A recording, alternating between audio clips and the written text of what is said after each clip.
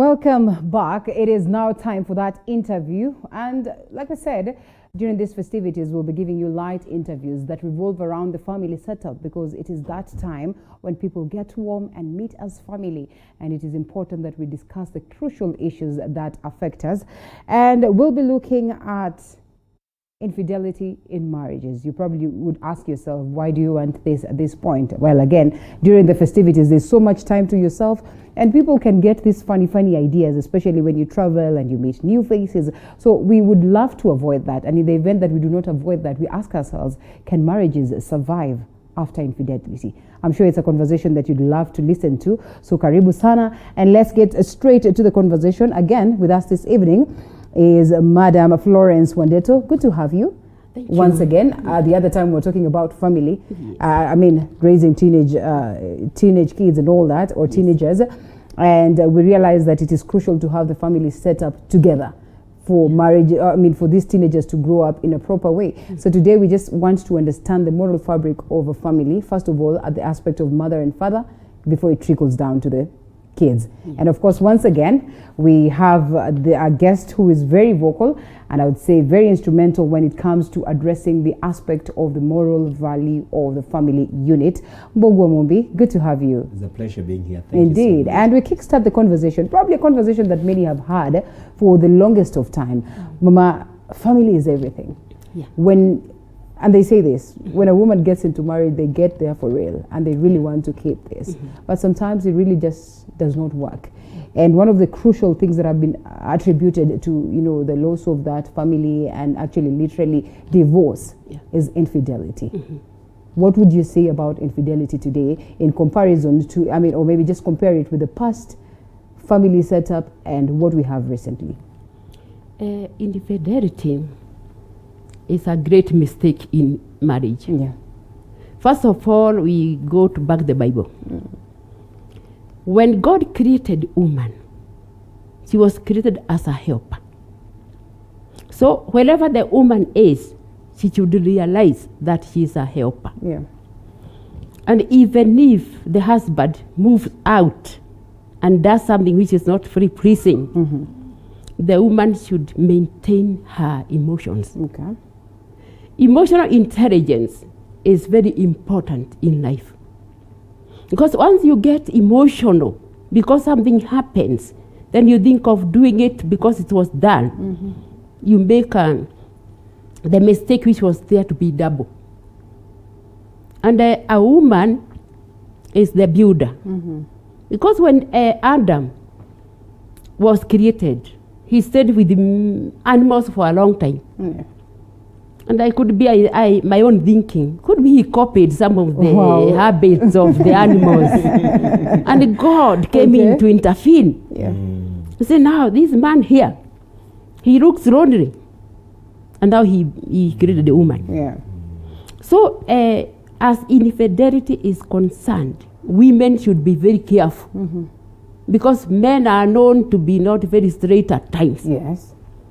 But a woman should maintain her emotions. She should maintain her assignment, because she gets into the marriage to build the home, not to build a house. Okay, well, this is interesting. Before we come to you, Mbogwa, and this would be the next question. Just how we normalized, infidelity, and it looks like, well, men are allowed to do that, women are not allowed to do that. But before you answer that, if you'd compare the families of back then and families of today, because, well, I can tell that there's a huge difference in terms of generation as to what is there today and back then. Do you suppose that infidelity is on the rise, and what could be informing this? In the early days, yes, was it very common? Men used to be polygamous. Okay. And it was accepted in the community. All right. Because divorce was not known. If a man was not happy with the wife, he used to give her a piece of land and say, you stay there with your children, you feed them, I don't want anything to do with you. You just maintain your family, and that is my family. Okay. So discipline was still there. All right. But today, women have become a bit possessive. Okay. They can go to an extent of revenging. if they find their husbands have gone to some places. Okay. My advice is when anything like that happens, the woman has to maintain herself. Wow. Because you have to weigh the value of the family. Okay. Because whatever has happened, if it happens, if the woman now comes out to refage or to do the same, Right. it will affect the whole family. Sometimes it starts Not at a tender knowing age. that the children, Okay.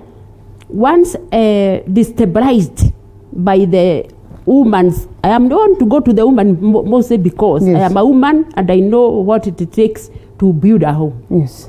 Wow.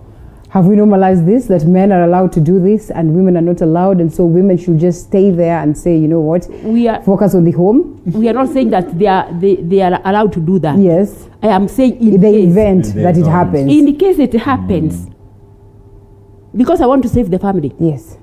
I am a family person. I have written this book called Strong Family Foundations. Yes.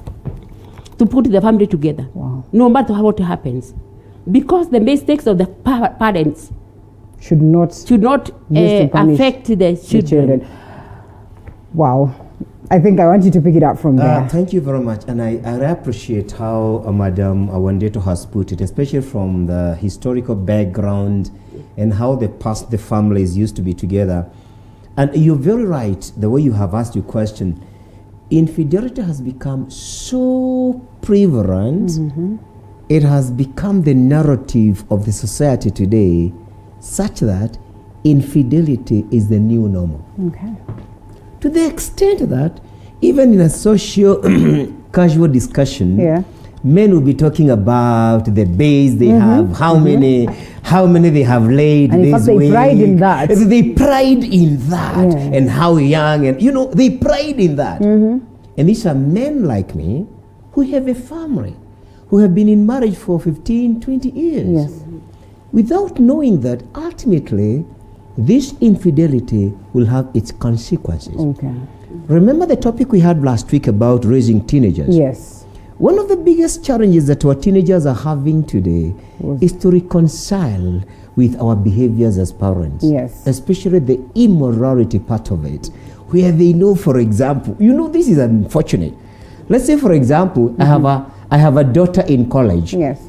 And I'm actually pursuing her friend who is also in college. The same age. It's the same age with my daughter. Sad, yeah. It's abominable. It's abominable.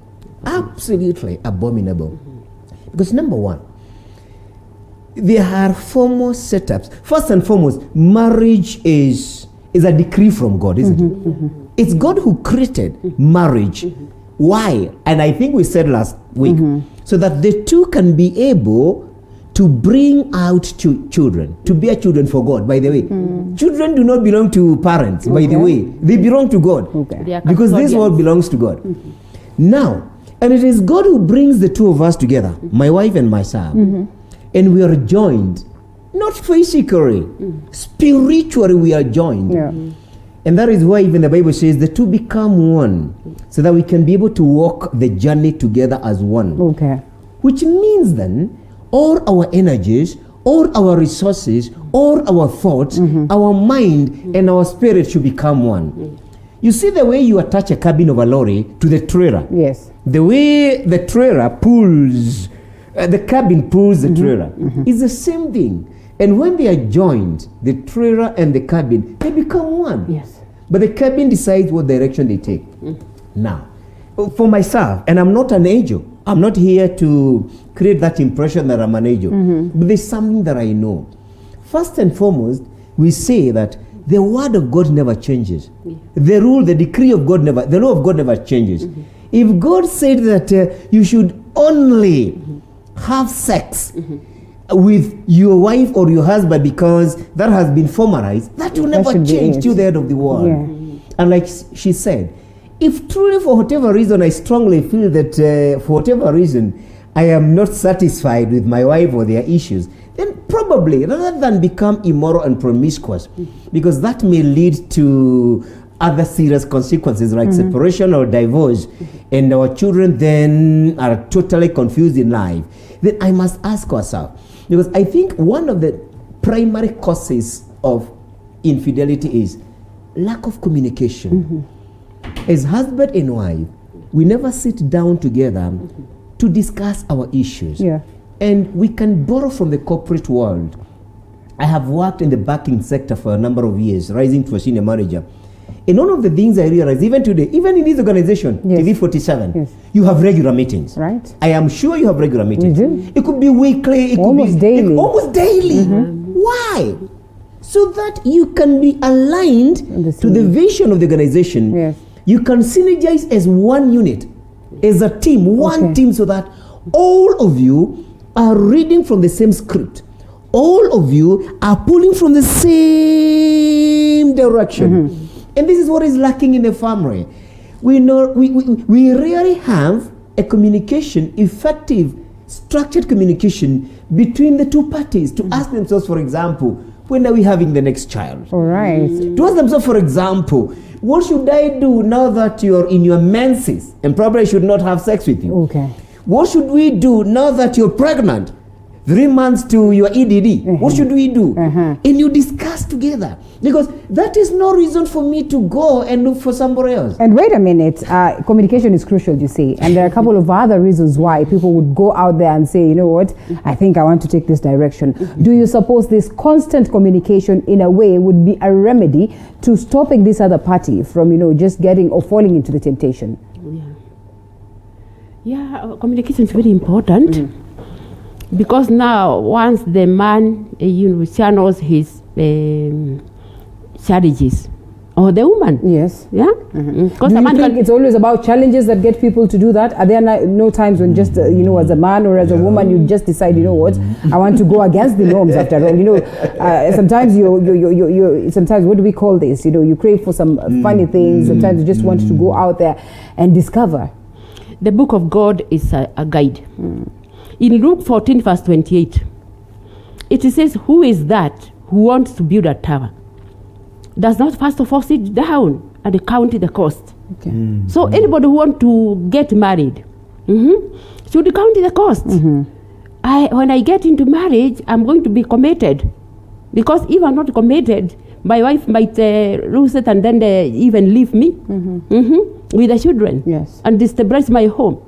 So when someone gets married, should first of all sit down and be taught what is marriage institution. Okay.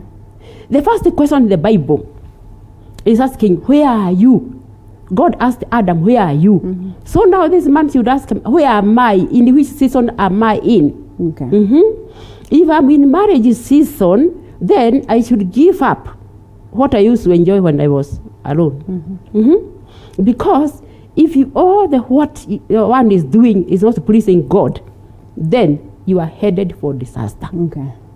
So in marriage, I should say there should be a lot of emotional intelligence. Okay. And one should contain the flesh. Okay. Because the flesh, if it is given permission, it can lead one to so many tasting all the frogs in the world. All right. Well, that's an interesting one. So we need control. We need control. Control. Uh-huh. Not because of yourself, not because of the wife, but because of the institute of marriage. Okay. Well, so here we are, Yes. and they probably this person is cheating, or this person is seeing somebody else outside. What are some of the telltale signs? How do you get to know? What are the behavioral changes that you know? And especially, by the way, this I have asked you because most of the times they say, a woman you would never know easily. Like we have our own smart way of pulling some of these things that it will take a man forever for them to get to realize. Maybe for her, she'd be able to pinpoint that and say, this man nowadays does not eat at home. This man nowadays goes this. So it's pretty much easy to notice when maybe the man is taking a different direction. But for a woman, they say it's hard because she'll come home, she'll do all these things that you never imagine. So what are some of the telltale signs that you would look at and you say something is amiss? I may not be speaking from a practical experience, but that's a very, very good question. Yes. And even maybe the question of why does it happen? Why do we have to have that? Sometimes probably is because I've talked about lack of communication, so that you are able to chart the way forward together. You are not one unit. You no longer share the same your expectations, so on and so forth. Maybe along the way, you may realize that, for example, maybe my wife has changed or the husband has changed. It's the love that we used to have. Why does it over time get diluted? Yeah. Communication is one reason. Or maybe the way we used to spice our relationship, even in bed and so on and so forth. Somehow along the way, the same passion and the same communication and even the way we used to dress has changed. The way we used to speak to each other along the day, during the day, SMSs and what have you has changed. Or maybe all of a sudden, I realize that we cannot trust each other. What are some of the telltale signs? Of course, number one is that, for example, the way we used to embrace each other, the way we used to have the regularity of being together in bed, that has changed. Okay. It's no longer as it used to be. And maybe one of the things is that I am no longer showing interest, isn't it? All of a sudden, this seems to have gotten flat. At that time, we need to ask ourselves, why is it not as regular and as passionate as it used to be? Number two, sometimes it could be that I never used to come home late. Now I'm coming very late.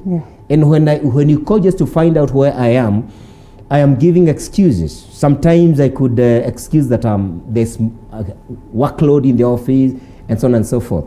I never used to frequent the bus quite often. Now I am doing that. And not only am I frequenting the bus, I'm coming very late. Then all of a sudden you realize that there's some phone calls that I have to hide when receiving them. Sometimes I go outside the house and it takes quite an amount of time receiving those calls. And I don't want my spouse to really get to know who I was talking with and probably what we were sharing. And of course, the other thing is that I had tried really to ensure that you don't reach out to my phone. You have had cases where I go to the bathroom with my phone. We have had some of these videos doing the rounds, or someone is running almost naked because the phone has rang. You know, so you realize that the other thing is that. And this I have seen in some families where you say, for example, you start sleeping out. You know, something that never used to happen. But now you're sleeping out, not once, and especially over the weekends. And what excuse do you give? Oh, we went out with friends, we were in Nakuru, we were in Naivasha, we got late, and we thought of, instead of driving in the night and we were drunk, for our own security, we thought of spending it in Nakuru or Naivasha. Those are some of the telltale signs. But one of the things that I know personally is this. Irrespective of my behavior as a husband or wife, at the end of the day, the consequences will affect me personally. Leave alone my wife. Leave alone my kids. For example, over time then you have other relationships. You have the side hustles, as we call them. And they are actually a demand on your finances. You have probably to cater for a lot of their financial needs. Sometimes it's paying their rent, it's managing their utilities, it's even managing their vehicles and so on and so forth. And that affects your primary family, the family that God gave you. And you know what will happen, and mom knows that, and you know that at the end of the day, if divorce comes in, and then the other party, that other side hustle realizes that you no longer have the funds, you'll be left in the middle. Wait a minute, before we finish on this aspect of telltale signs, and maybe mom should be able to respond to that. It is equally very common today that you find that when men know that they have other women out aside, it is interesting how comfortable this has become, that we have the old men who are considered as sponsors, and we have others, or the young girls that, you know, most of the people would call slay queens in as much as not so. And they're very comfortable in this arrangement because they know, after all, I am getting money, as of course Mogo would say, and they know very well that I see this certain time I will not call because family is there, and you know it's family time and everything. And in most cases you find these men are becoming even more romantic. They become so sweet. All of a sudden they bring dresses home. They never used to bring that. Are there reasons why at a time when he is so nice or when she is so nice, one should stay woke? Well, if someone is seeing somebody else out there, you cannot miss to know. Wow. There's something which you just give out, either the phone or his behavior. Because even if he's being nice, still he's having that language of justification. Do we, in most cases, sometimes overlook these things? Because you find that there's someone who set up a family outside, they even bear children. By the time the wife comes to know, there's baby number 2, number 3, and all that. So is it that sometimes we see some of these signs and we overlook them? Yeah, sometimes they are overlooked, but let me say, even if they are overlooked, one would like to keep somebody who is moving out there for finances. Even if he's doing the bad thing, the woman feels that, okay, because he's catering for my needs, I should not come out with this. Yeah. But the fact remains that someone who is moving out cannot hide for a long time. You just know in a way or another. Okay. But the women, mostly, they accommodate it. Yes. Because he's taking care of my needs.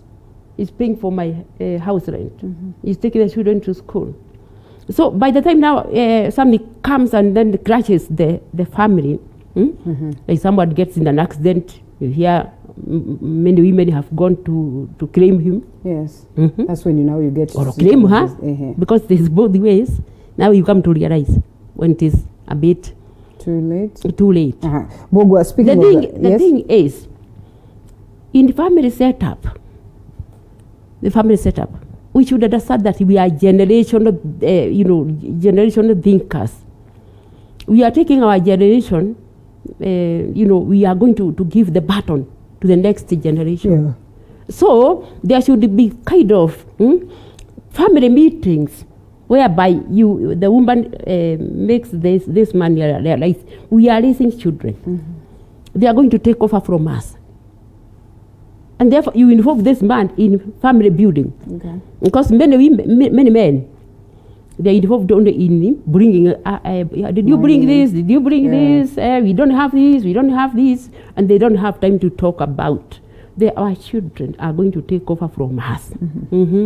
What training are we going to give them? So when you involve the man in, to have this, you have the day out with his children, you train them to do some errands and whatever, thinking that they'll take over from you.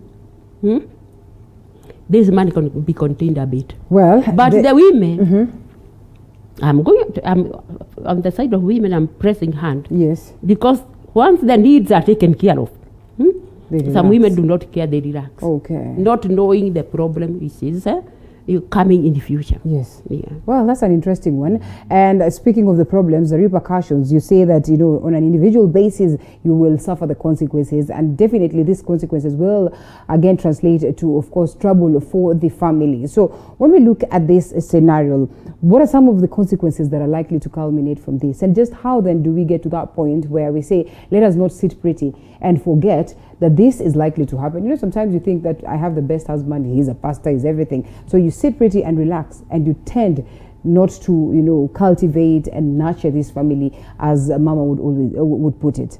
That's a very good question. There is a case I'm currently handling. The man is about 58 years old. And the wife just discovered about 2 months ago that this man is moving out with a girl who is younger than his last-born daughter. Okay.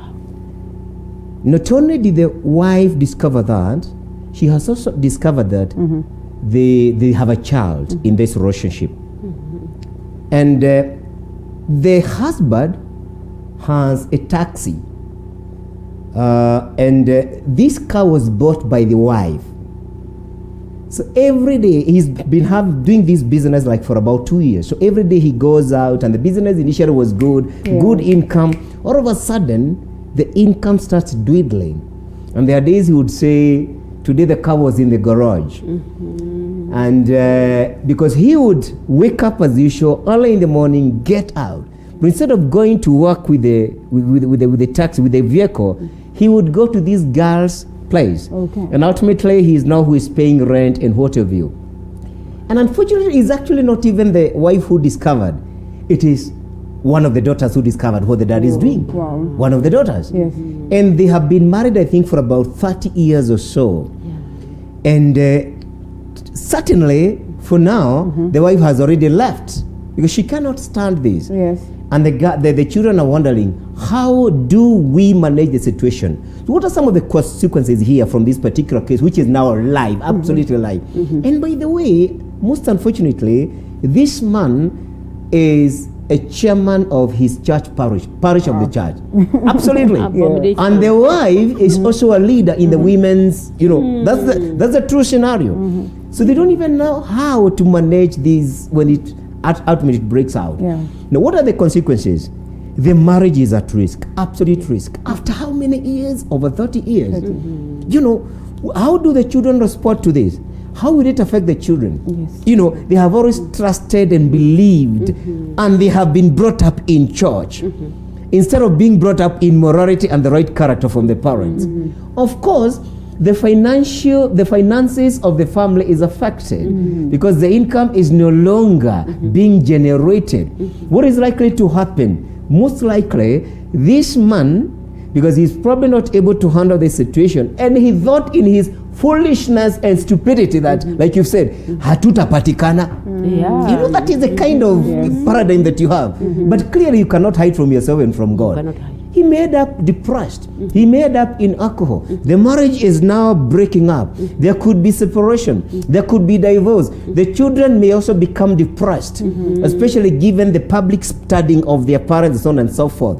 So there are many consequences. But most importantly for me, it is the spiritual rot. It is the spiritual wastage.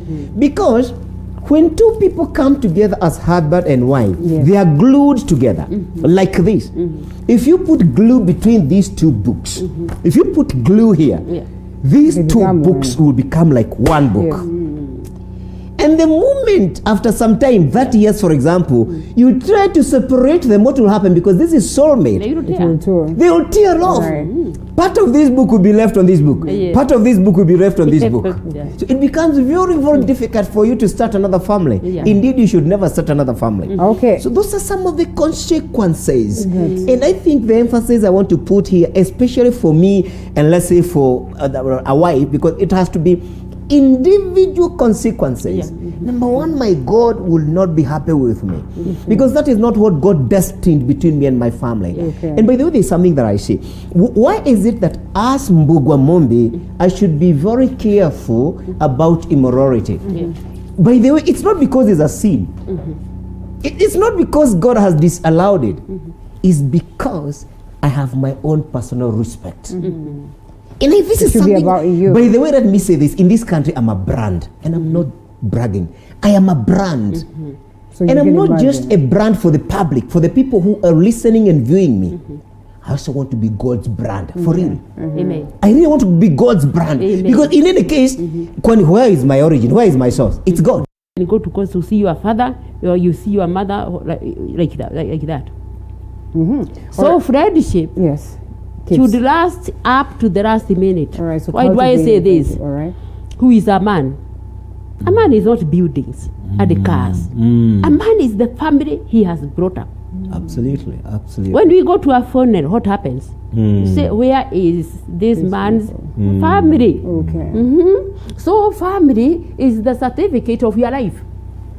I've been here on earth, this earth, what I can show is my family. Okay.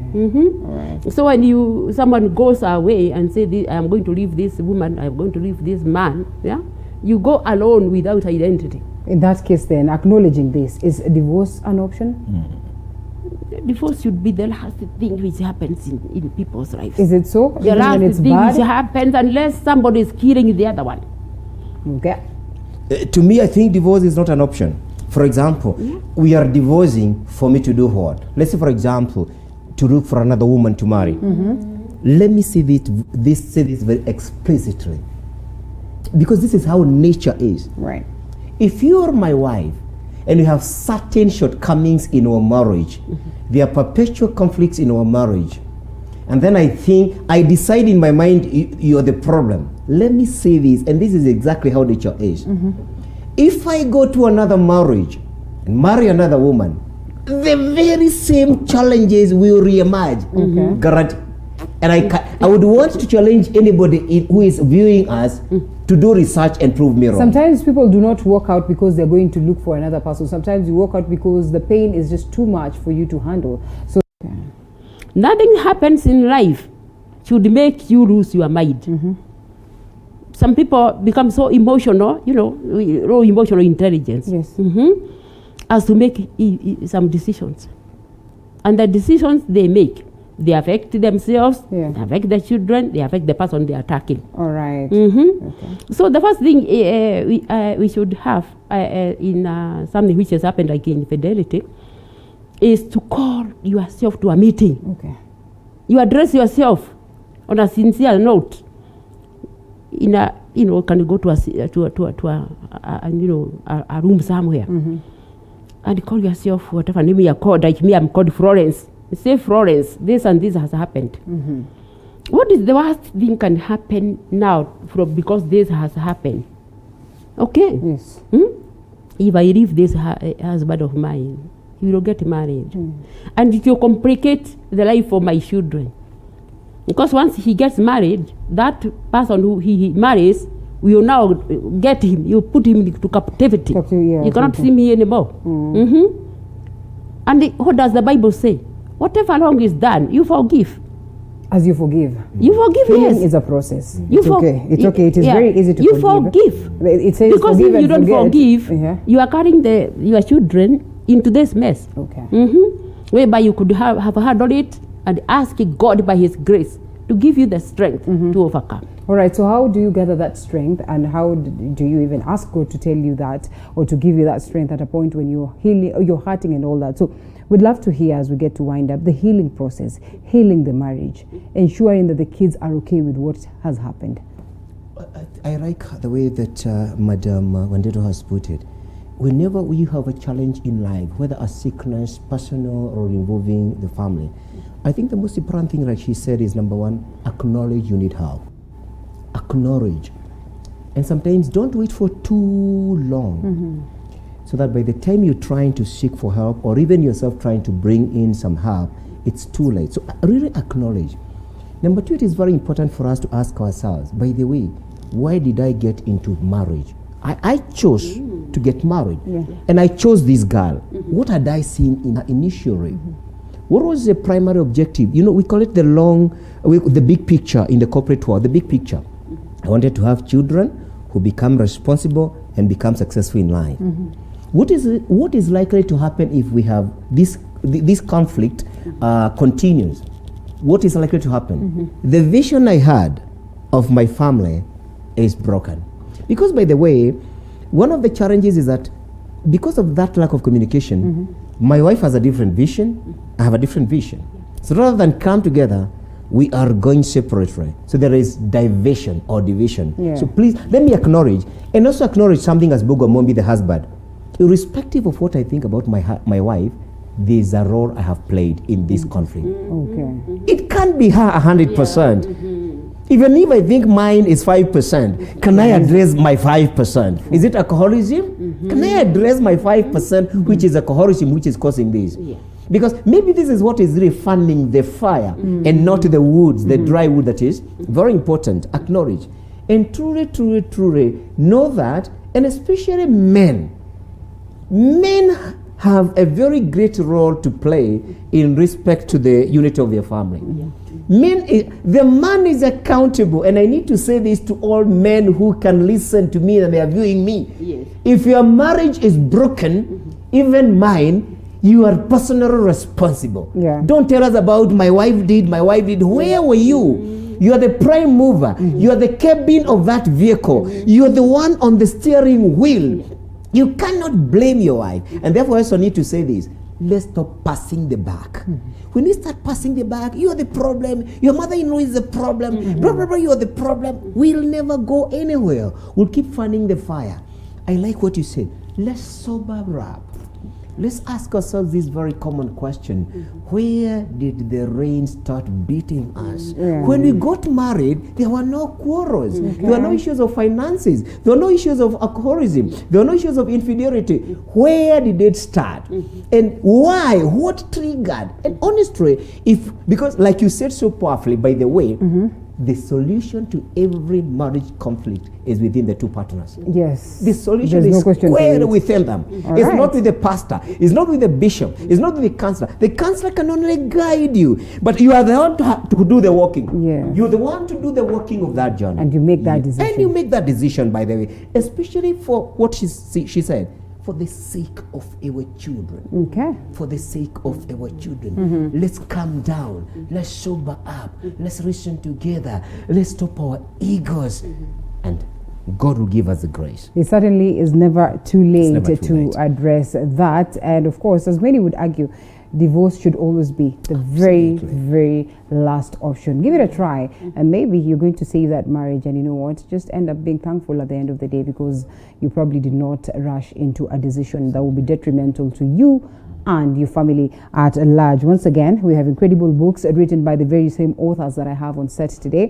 One, of course, right next to me, Florence Wandeto. You can always grab a copy. You can always go and find some of these crucial books that they speak of matters of family, as you can see right there. So Florence Wandeto and Bogwa Mombi. You get into any shop, bookshops, and you'll be able to grab yourself copies of this. It was good having you, and we really hope that we keep having conversations that revolve around setting up the fabric of the family. Thank you.